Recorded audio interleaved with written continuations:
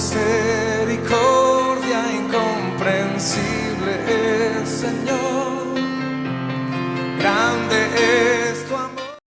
¿Qué tal, hermanos? Nos da mucho gusto volver a compartir un tema más de catequesis con ustedes. Nosotros somos la familia Martel Campos. Mi nombre es Irma. Mi nombre es Rodolfo. Y hoy vamos a meditar la catequesis número 21. Somos tratados con misericordia. Pero antes de iniciar el tema, nos vamos a poner en la presencia de nuestro Señor Jesucristo. En el nombre del Padre, del Hijo, del Espíritu Santo. Amén. Sagrado Corazón de Jesús, en esta bendita noche nos queremos poner en tus benditas manos.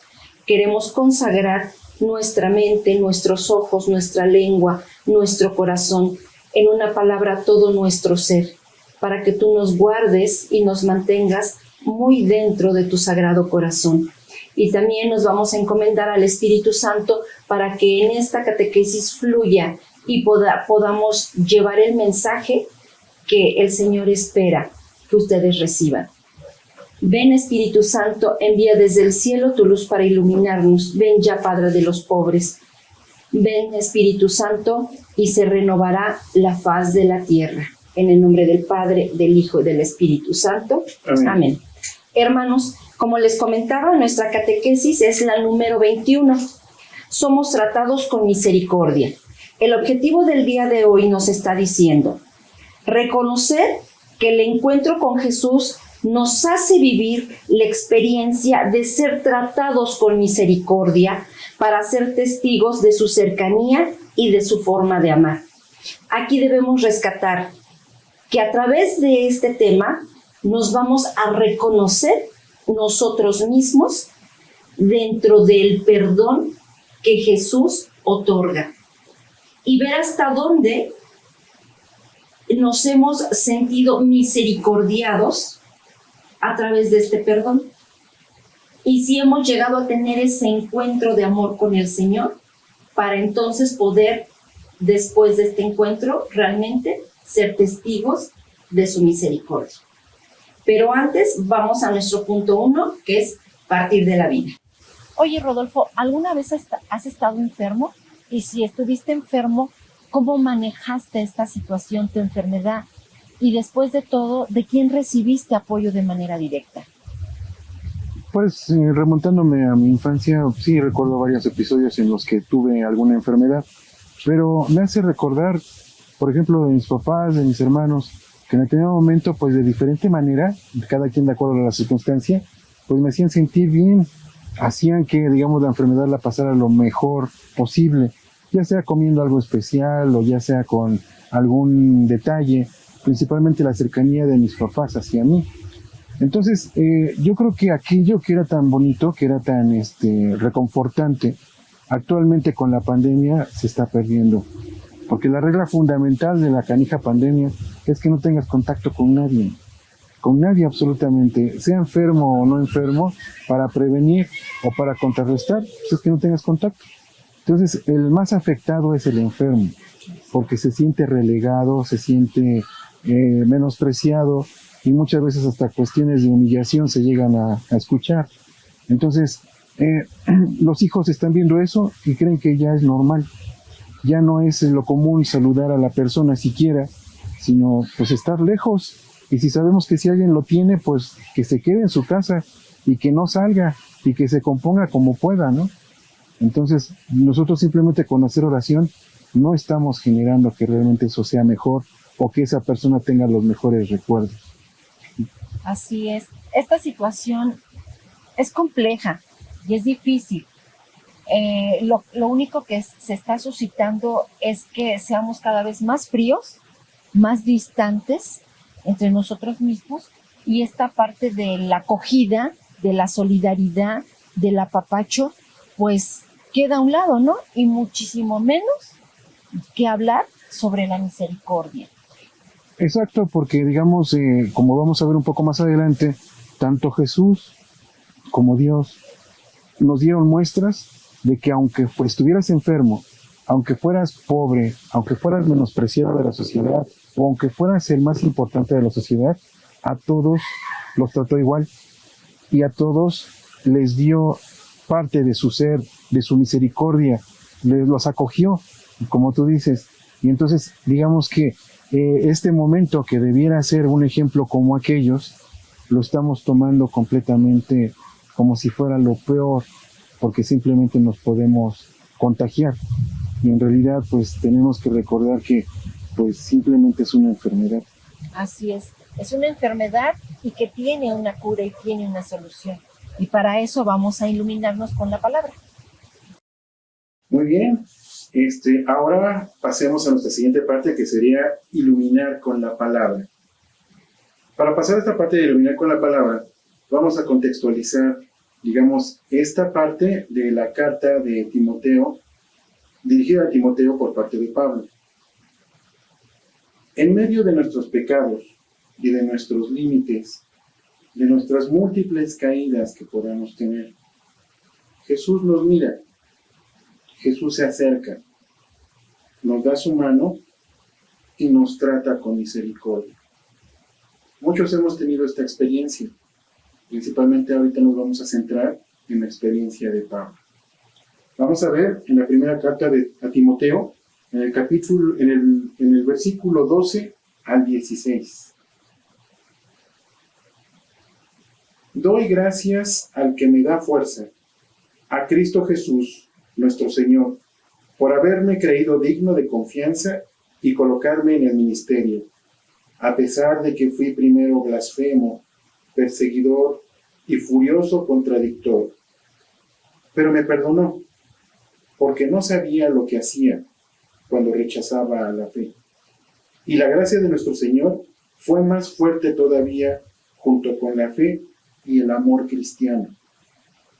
Esto es muy cierto y todos lo pueden creer, que Cristo Jesús vino al mundo para salvar a los pecadores, de los cuales soy yo el primero. Por eso, a lo mejor, fui perdonado, para que en mí primero se manifestara toda la generosidad de Cristo Jesús y fuera un ejemplo para todos aquellos que han de creer en Él y llegar así a la vida eterna. Palabra de Dios. Te alabamos, Señor. Como estamos viendo, en aquellos tiempos en los que, digamos, todos los discípulos estaban falleciendo, la ventaja que tuvieron ellos es que conocieron al Señor y vivieron cerca de Él, y ellos daban testimonio de lo que veían y de lo que aprendían con Él directamente. El problema es que cuando empezaban a fallecer, entonces quedaban los que ya no lo vieron y los que no vivieron cerca de Él. Y se dio una situación en la que entonces empezaron a pensar cómo sistematizar lo que los discípulos estaban predicando. Y empezaron a haber contradicciones y empezaron a hacer diferentes dogmas de manera personal, de manera particular. En el caso de Pablo, pues no fue la excepción. Pablo se dio cuenta de esta situación y por eso buscó ayudantes. Él les llamaba así y en la Biblia aparecen así como sus ayudantes. Esos ayudantes, uno es Timoteo y el otro es Tito. A ellos son a los que ellos les va a heredar, digamos, todo lo que es lo que aprendió junto con todos los discípulos. Varios párrafos de estas cartas, de las cartas que escribió Pablo, las dirigió a sus ayudantes Timoteo y Tito. Los sucesores de los apóstoles tuvieron que hacerse defensores de la doctrina que recibieron y se preocupaban en elegir de una manera muy específica a todos aquellos que fueran dignos sucesores del plan de Dios. Pablo concluye que para superar las divisiones necesitamos una mente limpia, una conciencia buena y una fe sincera.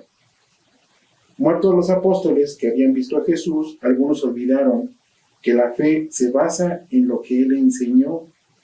En vez de profundizar esas enseñanzas, es decir, en la tradición, otros empezaron a discutir y a elaborar teorías religiosas, es decir, sus propias doctrinas. En este texto vemos que Pablo, al hablar de misericordia, se siente de manera personalmente amado y mirado por Jesús. Pablo no se victimiza ni se justifica, se reconoce misericordiado, como lo llama el Papa Francisco. Si checan ustedes, esta palabra en realidad no existe. Esta palabra sería como la conjugación de lo que sería expulsación. Pero digamos, para efectos de lo que estamos platicando, misericordiado, pues sería la acción de aplicar misericordia. Pero no la misericordia como la entendería aquel que pide perdón para que no lo maten, sino la misericordia es, digamos, va a hacer algo más complejo aún. Ser misericordiado es ser mirado por Dios desde siempre y en todo momento. Siempre que Jesús se acerca a nosotros y nos ve, es para hacernos el bien. Dejando todo atrás, se adentró al conocimiento de Jesús y no le importó considerar basura todo lo que antes Pablo había considerado como que era lo máximo. Entonces, misericordia es una experiencia entrañable, porque nace de adentro, de las entrañas, como un trato materno. Es una experiencia muy personal en cuanto a que la persona es tocada completamente. Es decir, yo. Es gratuita. Jesús la mira a la persona en su realidad y sin condiciones le ama. Así es, hermanos. Como podemos ver, este tema es muy hermoso. Es la misericordia del Señor la que estamos reconociendo hoy a través de este tema. Y precisamente durante la narración de los evangelios, en diferentes momentos encontramos a personas que han podido experimentar esta misericordia de Jesús. Como por ejemplo Pedro. Pedro, un discípulo muy amado por Jesús. Él ya se sentía grande dentro de los discípulos porque él sabe que Jesús lo mira de alguna manera diferente. Él conoce y hace suyo el proyecto de Jesús. Pero no obstante, Pedro cae en su fragilidad humana. Es débil y niega a su Señor. Cuando Pedro se encuentra frente a la mirada de Jesús en el pretorio, no puede contener el llanto y el dolor que le causa ver que el Señor lo mira fijamente y no hay reproche, no hay rencor, no es juzgado por el Señor, solo mirado. Entonces, ¿qué es lo que pasa dentro de Pedro? Ahí es donde se da este encuentro de misericordia con el Señor. Y entonces Pedro entiende que la fragilidad humana es pequeña al lado de lo que puede ser la grandeza de la misericordia del Señor. Y entonces en ese momento Pedro es testigo de esta misericordia. Pero también vemos el suceso en Jerusalén. Los fariseos y los escribas le presentan a Jesús a una mujer sorprendida en adulterio. De algún modo sabemos que es una trampa para Jesús y le dicen, ahí está. Tú de antemano sabes que la ley de Moisés dice que debe de ser apedreada, matada a pedradas. Entonces Jesús guarda silencio un momento y hace una pequeña inclinación hacia la mujer y la mira. Ese gesto de Jesús de inclinarse y mirarla le está diciendo, estoy contigo, me estoy poniendo a tu altura y no te estoy juzgando. En ese momento, la mujer tiene este encuentro de misericordia con el Señor Jesús porque ve esa mirada limpia, esa mirada que no la juzga y entonces hay en ella esa conversión y sabe que tiene una oportunidad más para poder llevar una vida diferente. Ahí es donde ella es misericordiada por nuestro Señor Jesús. Jesús nos abraza, hermanos, en medio de nuestra fragilidad humana. Y hay muchas más experiencias de misericordia en los evangelios, como el del centurión, la samaritana, Zaqueo, la hemorroísa. Pero también hay una que se resalta siempre y que llama mucho la atención.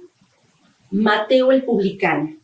Sabemos que es un hombre que se dedica a recaudar impuestos para el Imperio Romano. Entonces, él es considerado como un pecador público por la actividad que desarrolla. Y sin embargo, es llamado por el Señor para que sea su discípulo. Por este hecho, Jesús es muy criticado y muy censurado por los fariseos, porque dice que cómo es posible que él se siente a comer, a convivir y entre a la casa de un pecador, de un hombre impuro. Y entonces, ¿qué es la enseñanza? Para Mateo, en ese momento en que Jesús accede, pese a toda la circunstancia difícil y adversa que se está presentando, Jesús va a su casa y se sienta a comer con él. Ese es el momento del encuentro misericordioso. Y entonces, en Mateo hay una conversión, hermanos, y se hace discípulo del Señor.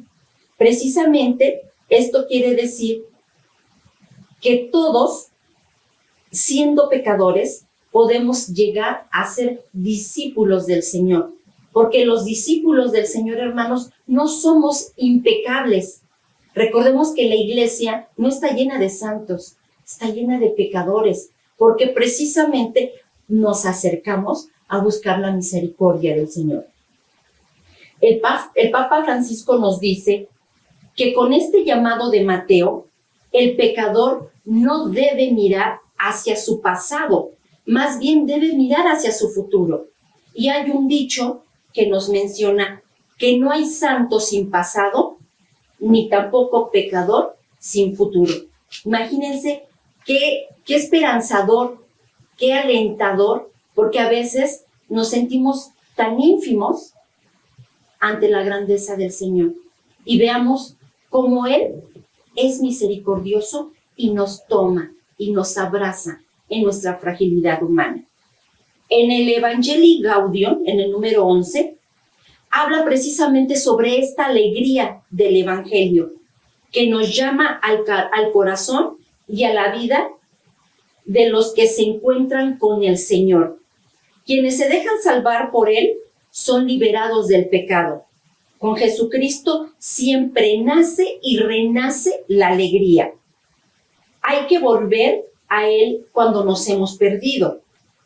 Él no se cansa de perdonarnos, hermanos. Somos nosotros los que nos cansamos de ir al encuentro de la misericordia del Señor. Y esto lo podemos ver en Evangelium Gaudium. Y también nos dice que nadie nos puede quitar la dignidad de hijos de Dios.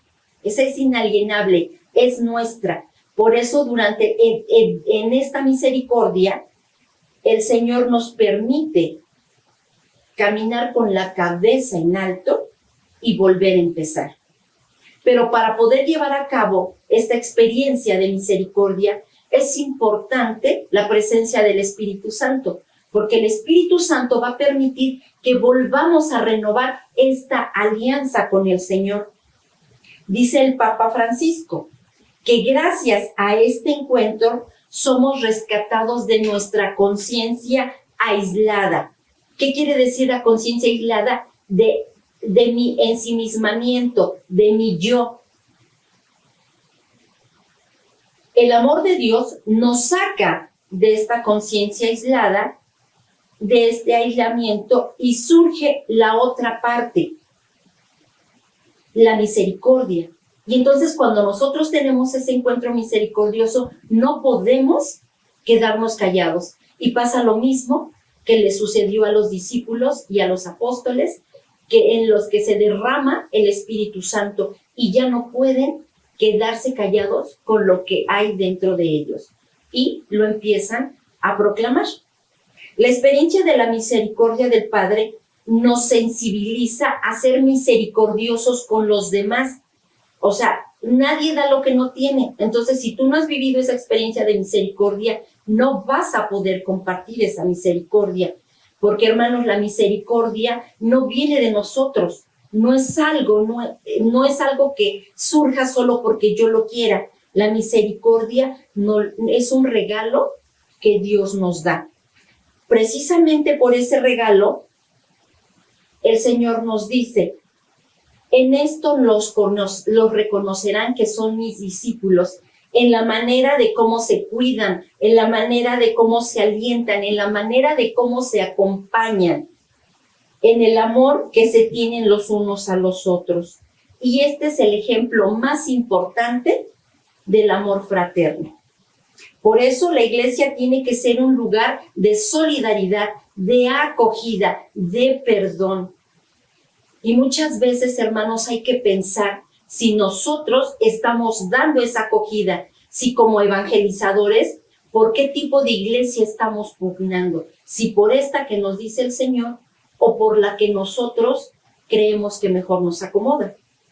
El mundo exige a los evangelizadores que le hablen de un Dios a quien ellos mismos conocen y tratan familiarmente. Es decir, que debemos hacer presente en la evangelización a un Señor misericordioso, a un Señor vivo, a un Jesús resucitado. Como discípulos misioneros, mediante el encuentro con el Señor, vamos comprendiendo siempre y mejor y más profundamente en qué consiste la alegría, el gozo y la dicha de haber sido rescatados por Él, para ser en primera persona testigos de su cercanía y de su forma de amar. No a la manera de nosotros, sino amar a la manera de Jesús. Por eso es que nuestro objetivo dice que debemos reconocer en este encuentro misericordioso el amor infinito que Jesús nos tiene y que Él jamás se cansa de perdonarnos. Vamos a pasar a nuestro punto número 3, que es respondamos con la vida. Hemos conocido el amor y hemos puesto en él nuestro ideal y sabemos que al unirnos Mi Señor Jesús, en el nombre mi dulce Señor, en este día venimos ante ti, porque sabemos que tú eres el único dador de amor y misericordia, porque solo tú eres el único capaz de rescatarnos de nosotros mismos. Gracias, Señor, por ese encuentro de amor en el que yo me sentí rescatada por ti, porque tú eres el único gran consolador de estos corazones partidos. Porque en el amor está viviendo Dios. Señor, Como fuente he entendido que tu misericordia es eterna y tu misericordia ha sido muy grande.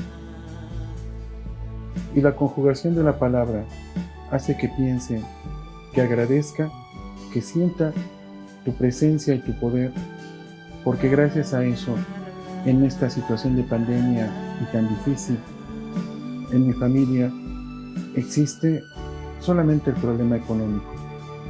No existe el problema de salud, no existe el problema de conflicto interno, familiar, de falta de comunicación o desamor.